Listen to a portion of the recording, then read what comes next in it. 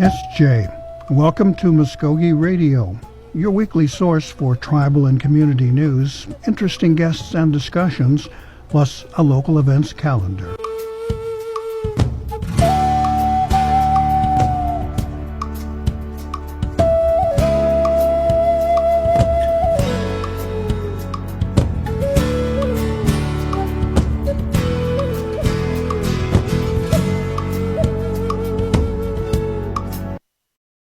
Not being in a riot situation. Yeah. No, we've heard that particular point being discussed and debated in national forums and, of course, local and state kinds of things. From what I've learned and seen, the core of the protest are people coming out to express their opinions.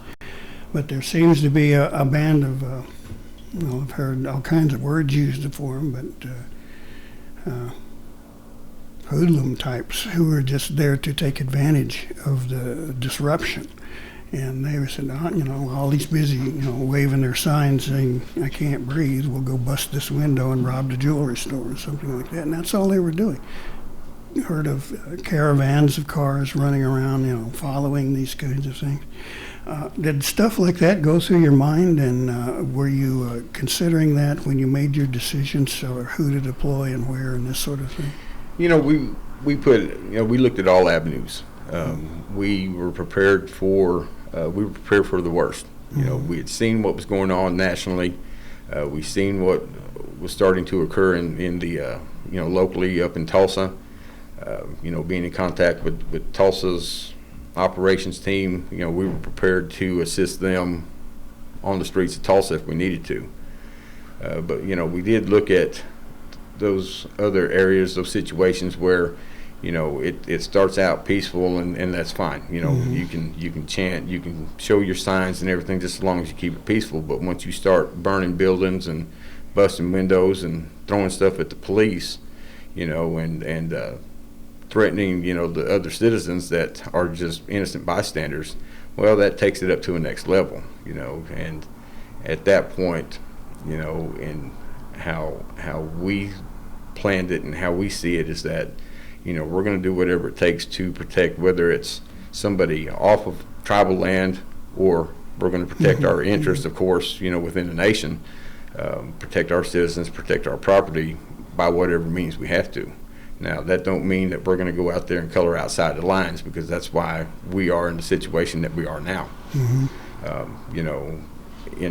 In light of the situation that happened up in Minneapolis, that occurrence was, it was all done in the wrong way. You had several that did color outside the lines, and if you do that, no matter where you are, what agency you work for, there's accountability. And as an administrator and as a department, you hold those officers accountable for their actions. Yes. And if you color outside the lines, then there's consequences that will be taken. And our job is to protect and serve, not to go out there and use a certain level of force that is outside the bounds of our training. Yeah, I guess my next question would probably ask you to stick your neck out a little bit.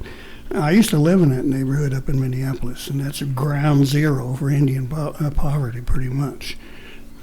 People are homeless, they're hungry, they're going to the food banks and things like that, and a lot of petty crime. Sometimes it gets worse. And we saw how the Minneapolis police were reacting there, and that is actually the place where the American Indian movement got started, AIM.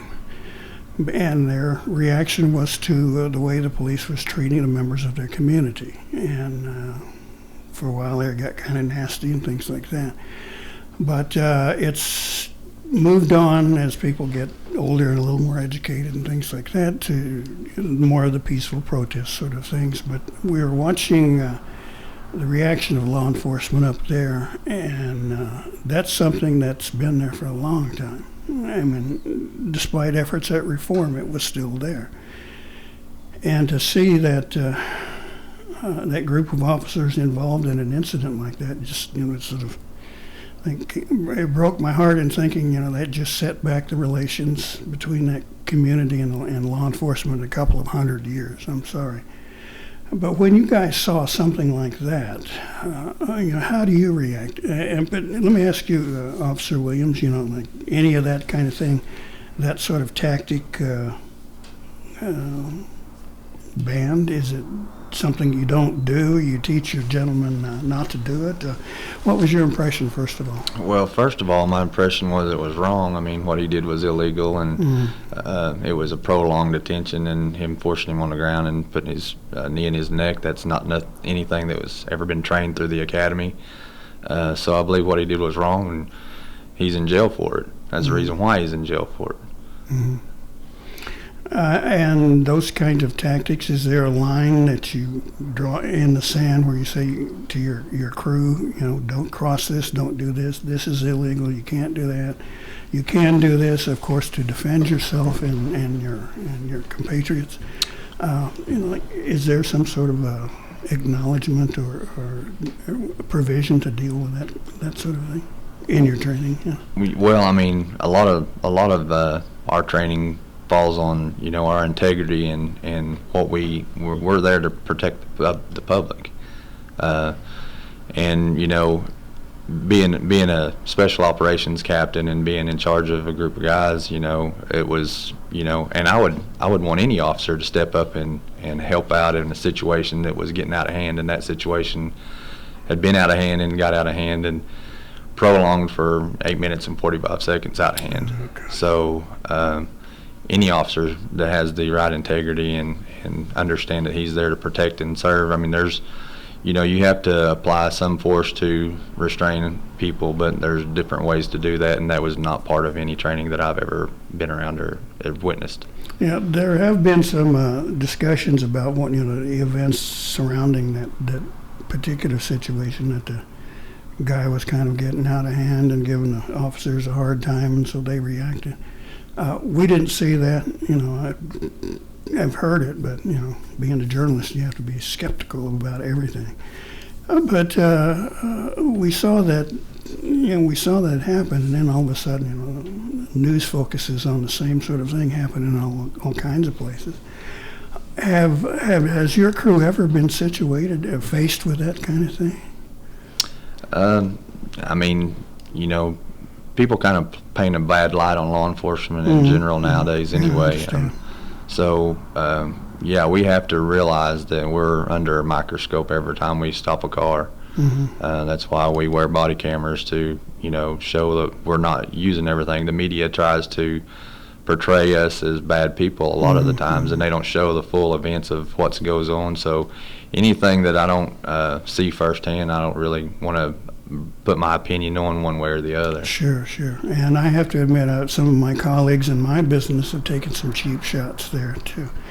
And now, Chief, what do you tell your officers about that sort of thing? Saying it's absolutely forbidden. You can get fired. You can get prosecuted. How do you approach that? Well, with the group of officers that we have, they're well trained. They are knowledgeable to an extent as to what they can and what they can't do when it comes to dealing with unruly individuals or groups. They know that there are consequences. We have in our staff meetings and our department-wide meetings. We hit on it. Hey, you guys we're under that public microscope. We're in that public eye, and you guys take care of your business. React how you need to react. Use the necessary force it takes to subdue somebody or to stop an issue going on within a group. But they also know that they can't cross that line. They also know that they will be held accountable for their actions, and that we won't tolerate any kind of coloring outside the line, so to speak, because there will be serious consequences with that. Now, there was some mention of body cameras earlier. Now, all of your officers equipped with those, and are they always on when they're on duty?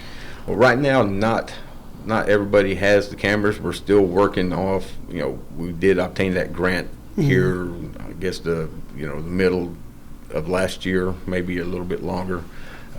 There's still some things that we're working out with that, but some of the officers, they do have cameras that they do have on at all times whenever they use them. But here in the near future, we'll have everything finalized on ours, and everybody will be required to have those on at all times. So the cameras are quite effective. And like I said, it protects the officer from any kind of false accusations. Yeah. It's used for accountability for the officers, prosecution.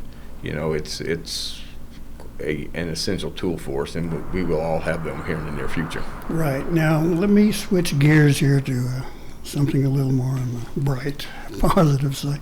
The Department of Justice announced that the Mvskoke Creek Nation was to receive $543,496. Now, have you got a plan for the use of that money? You talked about recruiting new officers. What's going to happen there? Well, this is a hiring grant that we applied for, and fortunately, we were given the opportunity to get this grant. The plan is, we're going to be we are allowed 5 new officers, and so it's what we've been looking at is by the time we will have to take it before our respective committee within the National Council, and then go to the National Council for a vote on it, because it's a 3-year grant that it will be funded by the Department of Justice. Then after the 3 years is up, then the nation will take it from there. And so everything will have to go through the council for that approval. Once we get that going, and it'll probably be around August, in that time frame, we will start looking at applicants, and we will start the interview process, the testing process, and hiring 5 new ones. Now, what we are looking at is building our special operations program to where it would be specific to that unit. So, which means is that we're looking at trying to hire new officers and use them whatever we, grant wise or whatever, to get new officers in. But this way we can start putting officers into our special operations group and be specific to that, and then they would have their operations, their assignments, on a day-to-day basis, doing warrant searches or drug enforcement, or just a number of things.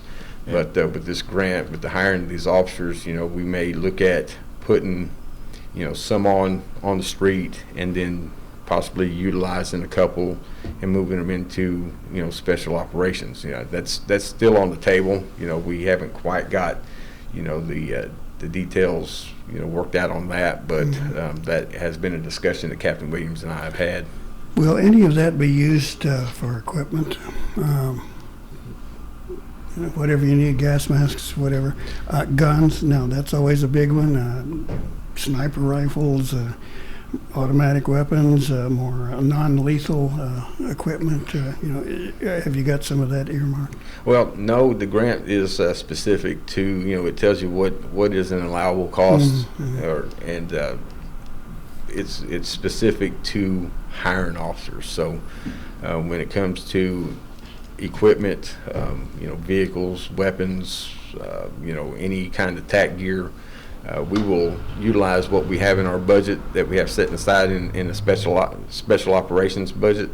We'll utilize that, and then at that point, whatever else we need to have our unit up to par, everything that we would need to operate under these current conditions, we would ask the council for help with that, maybe Right. through an appropriation or maybe even a supplement to our budget, so that we can put it into that line. Sure. and do what we need to get this unit where we need it to be. Okay, now I wouldn't assume that it would include like an armored car, like the one that used to be parked right out here. I mean, you guys need a tank or what?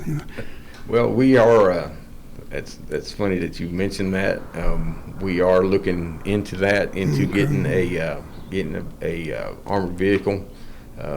Maybe a couple of them, and so we're looking at a number of different areas. Where we might be able to get our hands on one and get one here so that we can have it and utilize it for our team. Right now we're the training and stuff. We're talking about training, and everybody needs to be well trained. And right now, when we have a group of guys come out, we're actually pulling from patrol. And I've talked to Chief Hawkins numerous times, and we have a goal that we have set that we're trying to get guys that are falling directly under special operations, so we're not cutting our other areas of operations short. And right now, we're having to utilize our patrolmen to train, and then that leaves the patrol short on manpower. But robbing Peter to pay Paul. Exactly. And so if they were part-time, they received $400. So I know that was, the CARES Act has been a really good help for the college and for our students. Right. We saw where that significant amount came in, and that's one of the things I did want to ask you. Now, you've kind of hit on where the money goes, but the average student, I guess, what can they expect? What sort of benefit will they see from the CARES Act? So they did actually, sorry, can you hear me? That money did go directly to them. So if they were full-time, they received $800. If they were part-time, they received $400. Okay. And so also with the CARES Act, we were able to provide each student with a laptop with a hotspot already in it. That way they could go ahead and do their classes remotely. Okay. Now, I've always been a bit curious about, the remote connection like that. Our department had continued to function, but we were doing our staff meetings with the Zoom thing. And for an old guy like me, who grew up without a computer pretty much, that was quite an experience in learning how to use the darn thing, first of all, and then having the ability to talk with all your colleagues at the same time and conference with them. Yes. Now, does your extended or remote learning include this sort of thing? How does it actually work? So with our distance learning, we actually had to, we started the spring trimester off in class, in person, like we normally would. But whenever the pandemic really got a lot more widespread, it got more dangerous, we decided it'd be safer to go ahead and go online. So that was one of the big challenges, was in the middle of the semester we had to go online. But before the students went on a spring break, we conducted a technology questionnaire because we wanted to know how many students, if we were to suddenly have to go online, how many would be affected by that. And we did find that around 70% of our students said that they did have some kind of internet access in case we had to go online, but that still left, the rest of the students that didn't have that access that they would need. So we did make sure that we had, the library was still available on campus if students needed to come, but of course we would have to follow the certain guidelines with social distancing and masks and such. And even now, that's what you just mentioned, one of the challenges, like, some aren't, we're online, and some aren't that familiar with using, a hotspot, how to connect to that, using a laptop, and, those Zoom meetings, and it's a major challenge. You can say computer illiterate. I wasn't going to say that, but guilty as no. charged here. And but we're making sure that our students still have accesses to the regular resources that they would have if we were on campus. So our learning center, we have a academic resource specialist over there, and she does our tutoring. And so if students want to come to campus for the summer trimester and receive tutoring in person, they can still do that, but it has to be by appointment only, of course. Once they come to campus, they'll have their temperature taken at the door. They'll be required to wear a mask. Of course, we're still social distancing, and every employee has the clear protective shield on their desk, so we're making sure that we're safe there, that students and staff are safe. So, but also we're providing the tutoring in different platforms as well. So if someone wanted to get some tutoring or they needed help with their laptop or anything like that, they can contact our IT office. they can contact the academic resource specialist in the Learning Center. So we're just having to find creative ways to still serve students, such as just email, phone, walking them through the process of how to submit their assignments on D2L, which D2L is our online learning platform for our students. Okay. So a lot of them, especially if they're new this summer, they're having to learn those. And so that is a challenge, but we hope that our students know that we are still available to them if they need us. The challenges there are just amazing, and the way you all have kind of risen to the challenge and met them. Does that something like that affect the kinds of information that you offer? What's available? You can take a course in ABC or CDE. Has it made any difference there? We're still offering our classes that we would normally offer. It's just, our semester is reduced to 10 weeks. It would normally be full 16 weeks. And so that's just one of the challenges that our instructors are facing, is having to come up with those creative ways to offer those courses. So normally a lot of our classes, of course, are hands-on. And so we have a cultural garden at the College of the Mvskoke Nation. Oftentimes with our health classes, students can go out there and actually assist with growing plants and vegetables. And so now, that's one of the things that they're not able to do this summer. So like even with like chemistry class, our chemistry professors having to really learn how to, do those innovative ways to keep teaching to the best ability that she can. So Sure. How do you mix SO4 if you can't grab you're the not test there in tube? person, right? You don't need sulfuric acid anyway. Leave it alone. Has the challenges affected the enrollment at all? Are people saying, well, oh my gosh, I got to stay away from crowds and classrooms and this sort of thing? I'm afraid picking up this disease. Well, it doesn't seem to have negatively affected us for the summer trimester, since I believe it's because we are online. Mm-hmm. And for the summer, it's, we have around 180 students enrolled this summer, which is actually one of our largest summer enrollments that we've ever had. Mm-hmm. And so I think people have really opted in to the online courses format, especially since, they're able to know that they'll have a working laptop and working internet. Yeah. Do you provide them with the laptop? Yes, we did. And that was one of the benefits of the CARES Act, was that we were able to purchase those laptops with hotspots. That way students could continue their courses for the summer. Now, with most colleges, like ancient days when I went to Northeastern, it was still Northeastern State College then, and now it's NSU, big deal. Part of what we did living in a dorm is, you go over to the cafeteria and have a couple of meals during the day. Mm-hmm. I presume students are still getting hungry, so are you helping them out in things in areas like that? Yes, we actually are, because we have our Core Values Cafe on campus, and so students that live in housing, they get 3 meals a day, 7 days a week, and then even our commuter students get a certain amount of meals every trimester. So we wanted to make sure that they weren't losing that entirely for the summer, even though they're online. So that's kind of something unique that at the college we are doing. We are still serving students a breakfast and a lunch, and they can come pick those up Monday through Friday from 11 to 1 down there at the student center, and they don't even have to get out of their car. We're offering curbside service, so they can come between those hours and pick up. It's one sack, but it has their breakfast and their lunch in there. Sure. So kind of a higher ed Sonic. Yeah. I want to be a car hop at the college. The school's growth has been phenomenal. We've tracked when it added that student union and then the dormitories and things like that. So it's developing more of a campus life. Mm-hmm. Like you go to college and do a lot of stuff at the school. Whether it's recreational or educational.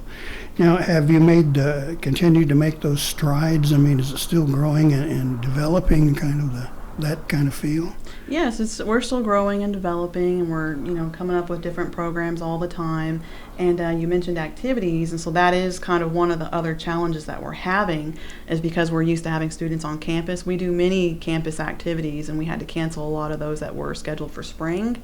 So we usually have our graduation in the springtime, so we wanted to host a skirt making workshop and a vest making workshop for students to make their own. That way they could wear those for the graduation commencement. We had to cancel a lot of those activities even for summer, and so again we're just having to come up with these creative ways to still try our best to serve the students like we normally would. So just for an example, in the spring we offered for mental and physical health yoga workshops. So we're talking about doing some yoga workshops in the summer, but doing them virtually. So they would have the yoga instructor and they could follow at home, or whatever they're comfortable with there. And also our health and wellness services, that department, they offer QPR, which is question, persuade, refer, suicide prevention classes. And so normally those would be done face to face. They would get a booklet, they would get a self-care bag from our case managers. So, but since we're not on campus, we're going to be doing those remotely. And so we actually have one scheduled. I can't remember the exact date, but if there's any students listening, just check your student email, and the date for that will be on there, and it'll be sent by Miss Lisa Bear, one of our case managers. Let me switch over to the cultural aspects. It is the College of the Mluscogee Nation. So what kind of offerings does the college have in terms of culture? Is it language, dance? You mentioned handicraft kind of thing. What do you have? We have Native American Studies. That's one of our degree programs. So let me kind of back it up and just let you know what our degree programs are. And so we have our tribal services. We have Native American Studies. We've got criminal justice, our gaming program, natural resources, and general studies. And so just one of those programs is Native American Studies, and so they can learn the Mvskoke language. We have Creek 1, 2, and 3, which we also have a Mvskoke language certificate available as well, and a gaming certificate. And so students can learn the language. We also have Mvskoke food making courses. We have a kitchen available on campus where students can get the hands-on experience, and except for not this summer. And we've had stick making classes. Of course, we've always, we do workshops that are kind of separate, from the curriculum, but like, I mentioned earlier, skirt making, vest making. We have Native American Heritage Month, the whole month of November. So we invite guest speakers to come and from all over, and we try to get, speakers that students will be excited about. And so yeah, we have a lot of cultural activities that go on campus. Kind of a thought that popped into my mind, or more in my stomach, when you're talking about food. I said, "Oh boy, you guys going to make sofke or davambachi? You're going to have that too?" They do. Oh boy. Yeah, they make all kinds of dishes. I joined them one day, and they were making grape dumplings. So that's actually how I learned how to make grape dumplings. So yeah. I had to attend class that day myself, so. Oh, yeah. Good reason to go to school that day, instead of making up a silly excuse. Now you're a kind of dean of student affairs, right? So as such, you have to coordinate all of that, and I would presume some of your responsibilities might include something more along the line of a disciplinary nature. I mean, how is the school doing there? I mean, are you facing those situations that things pop up? I mean, and how much, I guess? Not since we don't have students on campus. We have great students. I want to brag about our students for a minute. We have, I think, the best students. And so, but, sometimes there are situations where we do have to hold housing judicial hearings or conduct hearings and things of that nature. But overall, we have a very calm campus, I would say. And so with us not having students on campus right now, and it's, just online, of course, we don't have any of that going on, but Now we've had time of religious activities on stomp grounds and things like that, people going to green corn and things like that. How does that fit into what the college offers, or how is it recognized or respected? Mm-hmm. And so, if we were in session, if, on or we are in session, but if we were on campus, this summer like we normally would be any other summer, all students, they know that they can talk to their instructors, and their instructors will do their best to accommodate them. And so we are an attendance taking institution, but in a case like that where a student may need to be at the grounds that week, and then they just need to let their instructor know, and the instructor can make accommodations for them. That's so wonderful. Yeah, we're very of course accommodating and open to we encourage students to go to the ground and be involved in the culture. So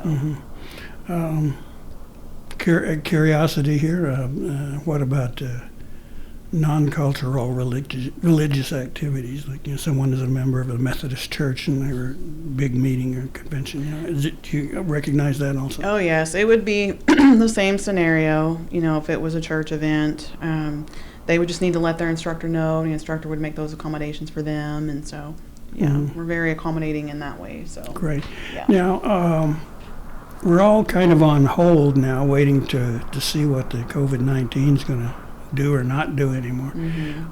What is the fall going to look like so far? Do you have anything kind of ready to go, or it's just kind of waiting on everything to show itself in the shape and number? Well, since we have the whole COVID-19, everything's happened, our president, Robert Bible, he has been hosting weekly administrative meetings, and so every week we administrators along with President Bible, we get together and discuss what a plan of action and what to do next and future. And so we're still in the developing stages for fall.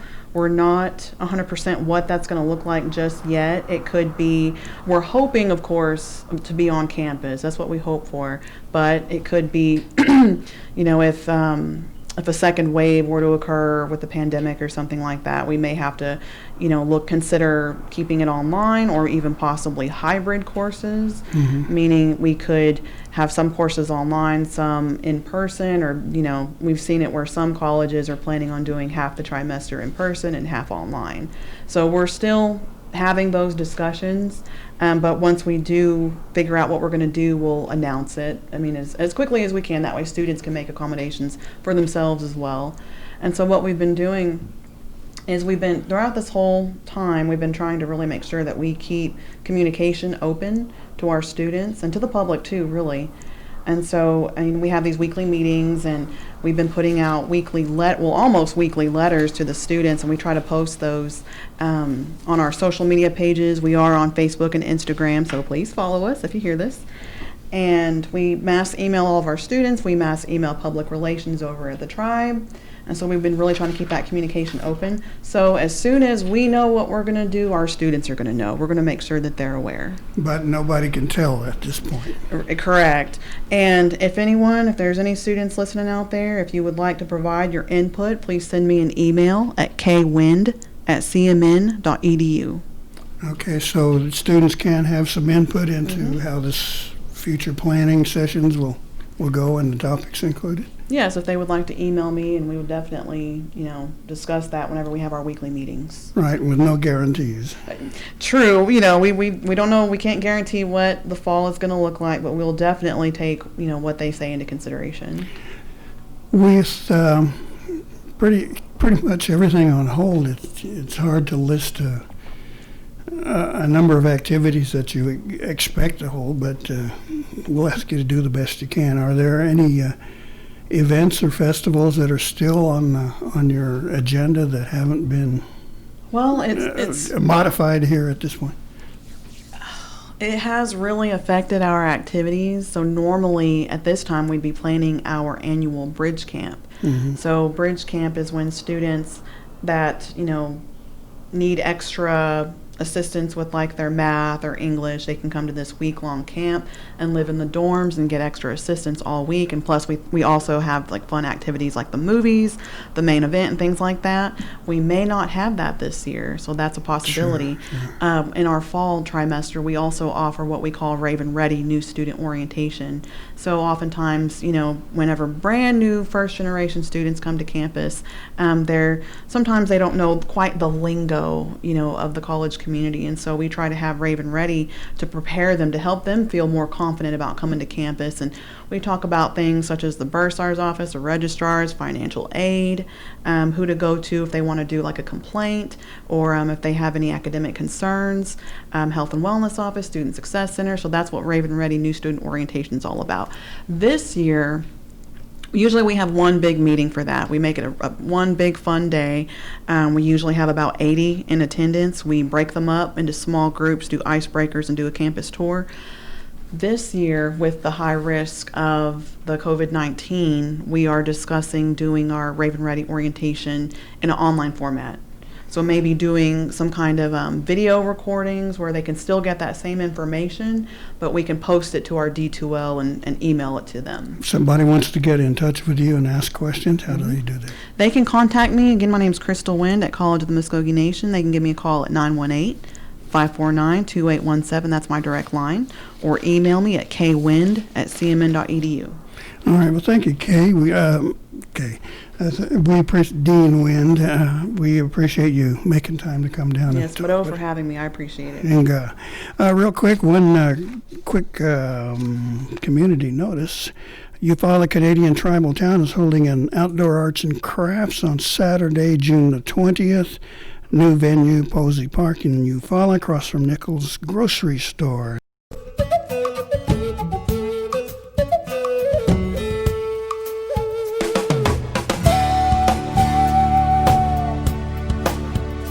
You've been listening to Mvskoke Radio. Join us again next week for more local, tribal, and community news and updates. Mado.